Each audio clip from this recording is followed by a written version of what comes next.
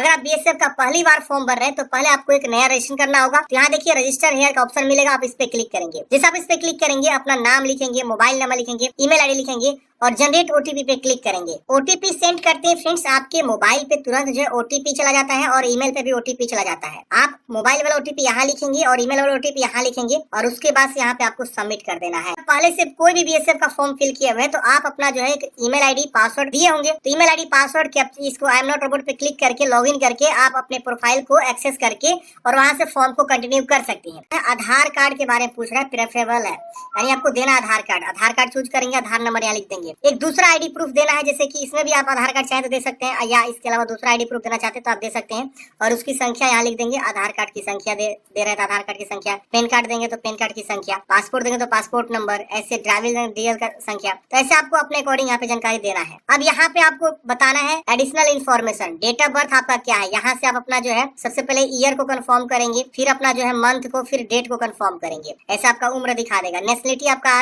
यहाँ पे Indian choose कर लेना है। यहाँ पे फादर्स नेम, मदर्स नेम, आपका जो है permanent identification marks on body, शारीरिक पहचान आपको बताना है। जो बॉडी में एक शारीरिक पहचान हो सकता है, जैसे तिल का निशान, कटा का निशान, जला का निशान, कुछ भी हो सकता है, वो आप यहाँ बताएंगे। जेंडर बताएंगे, मेल फीमेल, मैरिड है कि अनमैरिड है। यहाँ पे आपको पूछ रहा है डोमिसाइल सर्टिफिकेट, आपके पास निवास प्रमाण पत्र है तो आप यहाँ पे यस करेंगे और यहाँ पे अपना जो है किस राज्य के बिलोंग करते हैं आप यहाँ बताएंगे और यहाँ पे डोमिसाइल सर्टिफिकेट नंबर यहाँ पे आपको दे देना है। फॉर एग्जांपल यहाँ पे लिखा do you have domicile certificate, अगर हम यहाँ नो करते हैं तो यहाँ पे नो भी हो सकता है, कोई दिक्कत नहीं है। अब यहाँ पे आपको जो है कैटेगरी बताना है, हिंदू मुस्लिम क्या है और यहाँ पे SC ST OBC EWS किस कैटेगरी से आप बिलोंग करते हैं। यहाँ मान लीजिए हम ST चूज किए तो ST का सर्टिफिकेट नंबर यहाँ पे आपको देना होगा। फिर इशू स्टेट किस राज्य से बनवाए हुए हैं, डिस्ट्रिक्ट बताना होगा किस डिस्ट्रिक्ट से बनवाए हैं, किसके द्वारा बनवाए हुए हैं। यहाँ पे बहुत सारे ऑप्शन है, अलग अलग ऑफिसर्स का नाम है, जैसे SDM या ADM DM, बहुत सारे ऑप्शन आप जो भी बनवाए हैं। अगर नहीं इसमें से मैच कर रहा है तो अदर चूज करके और आप यहाँ पे उसका सर्टिफिकेट इशू डेट और यहाँ पे आपको बताना है कि भर्ती का तरीका, आप जो है डिपार्टमेंटल कैंडिडेट्स हैं,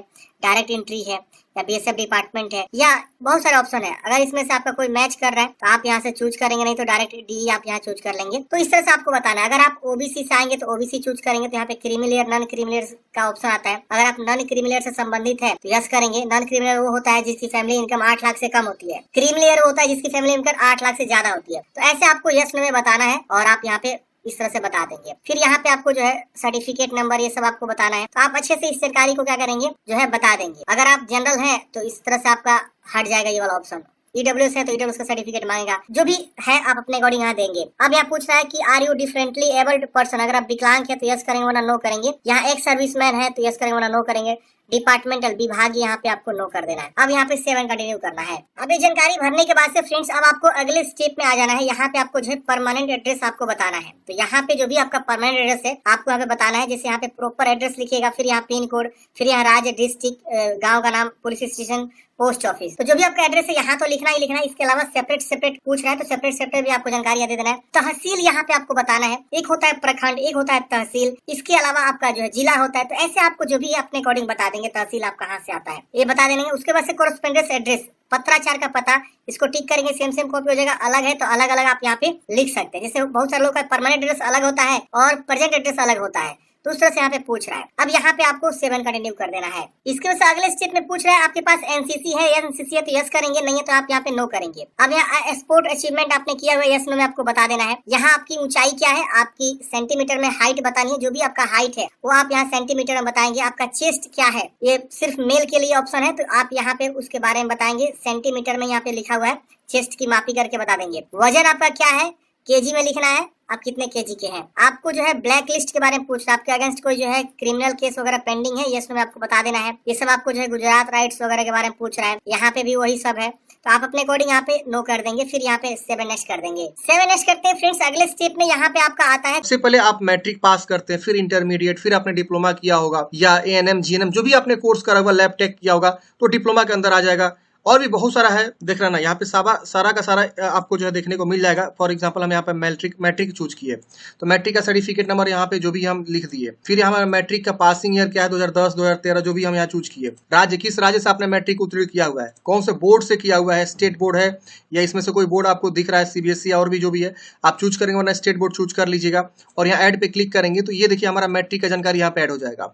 हम चाहे तो एडिट कर सकते हैं यहाँ से, अगर गलती यहाँ पे ऐड हो गया है तो, या चाहे तो डिलीट कर सकते हैं। इसके बाद से हम क्या करेंगे, इंटरमीडिएट की जानकारी को ऐड करेंगे, जो भी हमारा इंटरमीडिएट का उत्तीर्ण वर्ष रहा है हम यहाँ पे क्या करेंगे उसकी जानकारी को यहाँ पे ऐड करेंगे। देखिए इस प्रकार से फटाफट आप लोग ऐड कर लीजिएगा, इस प्रकार से जो भी मैं यहाँ पे जानकारी दे रहा हूँ और उसको ऐड करेंगे। देखिए इंटर की जानकारी ऐड हो गया। अब यहाँ पे आपको ग्रेजुएशन किए होंगे या तो डिप्लोमा किए होंगे या तो आपने और भी कोई कोर्स किया होगा, जैसे कि आपने ब्लिस किया हो, ITI किया हो या और जो भी कोर्स किए हुए हैं, तो अपना जो प्रोफाइल है क्वालिफिकेशन यहाँ पे आपको अच्छे से आपको जो है अपना क्वालिफिकेशन यहाँ पे देना होगा और बताना होगा, समझ रहे ना। तो आप यहाँ से क्वालिफिकेशन ITI का भी ऑप्शन आपको देखने को मिलेगा या और भी जो भी ऑप्शंस यहाँ पे आपको देखने को मिलेंगे वो आप यहाँ पे क्वालिफिकेशन को बता देंगे, उसके वजह से सेव एंड कर देंगे। अब यहाँ पे आपको वर्क एक्सपीरियंस पूछेगा, आप इम्प्लॉय हैं पहले से कार्यरत है तो यस करेंगे वरना नो करेंगे, इसको सेव करेंगे। उसके बाद से आपको यहाँ पे सेव एंड करना है। अब अगले स्टेप में देखेंगे यहाँ पे आपको डॉक्यूमेंट्स अपलोड करने का ऑप्शन आएगा, तो जो भी आपने क्वालिफिकेशन यहाँ पे बताया हुआ है उसके अकॉर्डिंग यहाँ पे आपको जो है डॉक्यूमेंट्स अपलोड करने का ऑप्शन आएगा। यहाँ पे पहले तो आपको फोटोग्राफ अपलोड करना है या सिग्नेचर अपलोड करना है, और यहाँ पे आपको जो है डॉक्यूमेंट्स में देखिए हाई स्कूल का सर्टिफिकेट, इंटरमीडिएट का certificate, ITI certificate, diploma certificate, caste certificate, तो यहाँ पे आपको देना होगा। अब यहाँ पे जो साइज दिया गया है, बोला गया कि फोटोग्राफ जो है आपका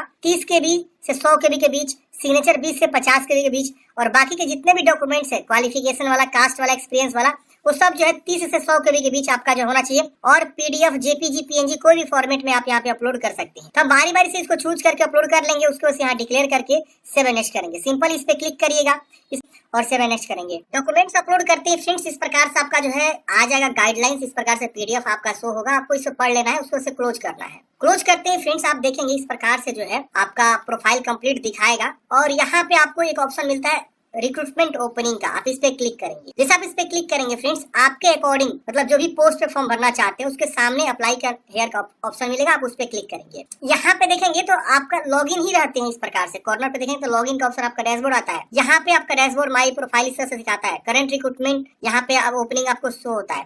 तो आप नीचे आएंगे तो यहाँ पे जिस भी पद के लिए फॉर्म भरना चाहते हैं उसके सामने आपको जो है क्या करना है, अप्लाई का ऑप्शन मिलता है, आप उस पर क्लिक करेंगे। फॉर एग्जाम्पल हम यहाँ पे अप्लाई पर क्लिक करें। अब यहाँ पूछेगा पोस्ट बताइए कौन सा, किसके लिए अप्लाई करना चाहते हैं, लैब टेक्नीशियन, स्टाफ नर्स, जो भी आप उसको चूज करेंगे। अब चूज करते हैं, यहाँ पे देखेंगे क्वालिफिकेशन, यहाँ पे आपसे पूछेगा कि आप जो है 12वीं पास है साइंस के साथ, आप यस करेंगे। कि आपने डिप्लोमा किया हुआ है, आप इसको भी यस करेंगे। फिर यहाँ पे आपको फिजिकल कैटेगरी पूछेगा, आप यहाँ पे इस तरह से आएंगे, आपकी हाइट वगैरह यहाँ शो हो रहा है। यहाँ पे अब आपको जो है ना अपलोड क्वालिफिकेशन डॉक्यूमेंट्स, मतलब क्या, यहाँ पे आपने जो बताया कि हमने जो है डिप्लोमा कर रखा हुआ है मेडिकल लेबोरेटरी टेक्नोलॉजी से, तो उसका डॉक्यूमेंट्स यहाँ मांग रहा है, उसका सर्टिफिकेट आप यहाँ पे चूज करेंगे और उसके बाद से सेव एंड नेक्स्ट करेंगे। तो ऐसे करना है, पहले अपने को प्रोफाइल सेट करना है और उसके बाद रिक्रूटमेंट ओपनिंग्स पे जाके आप जिस भी पद के लिए अप्लाई करना चाहते हैं उसके लिए आपको अप्लाई करना है। अप्लाई करेंगे तो फिर से इस प्रकार से आपको जो है पोस्ट यहाँ पे आ जाएगा। देखिए इस प्रकार से आ गया मेरे केस में, और हम यहाँ पे डॉक्यूमेंट्स अपलोड करके सेव एंड नेक्स्ट करेंगे। अब इस प्रकार से सेव एंड नेक्स्ट करते ही आपका पेज प्रीव्यू आ जाएगा कि आप देखिए कि हाँ मतलब आपने जो भी जानकारी भरा है सब चीज सही है कि नहीं है। अब इस तरह से आप चेक कर लीजिए। चेक करने के बाद आप नीचे आएंगे और यहाँ पे आपको देखिए इस प्रकार से आएगा प्लेस लिखने के लिए, तो आप जहाँ से भी फॉर्म भरे अपना गांव का नाम यहाँ लिख दीजिएगा। अब यहाँ पे आपको एग्जाम सेंटर कहाँ चाहिए ये यहाँ पे आपसे पूछेगा, आप बताएंगे और यहाँ पे आपको डिक्लेरेशन करना है और यहाँ ऑनलाइन जो भी पेमेंट आपको दिखा रहा है यहाँ पे आपको देखना है और उसके बाद से पे नाउ पे क्लिक करना है। पे नाउ पे क्लिक करते ही एग्री एंड पे करना है। इसके बाद यहाँ पे आपको पेमेंट गेटवे पे लेकर आ जाएगा। यहाँ पे आपके पास जो भी फी लग रहा है उसको आप पे करेंगे। पे करते हैं फ्रेंड्स आपको जो यहाँ पे प्रिंट आउट निकल जाएगा, प्रिंट आउट निकाल के हार्ड कॉपी अपने पास सुरक्षित रख लेंगे। अब मान लीजिए आपने किसी एक पद के लिए फॉर्म भर दिया, अब आप चाह रहे नहीं हम दूसरे पद के लिए फॉर्म भरे, ग्रुप C के लिए हमने ITI भी कर रखा हुआ है, तो आप उसके लिए भी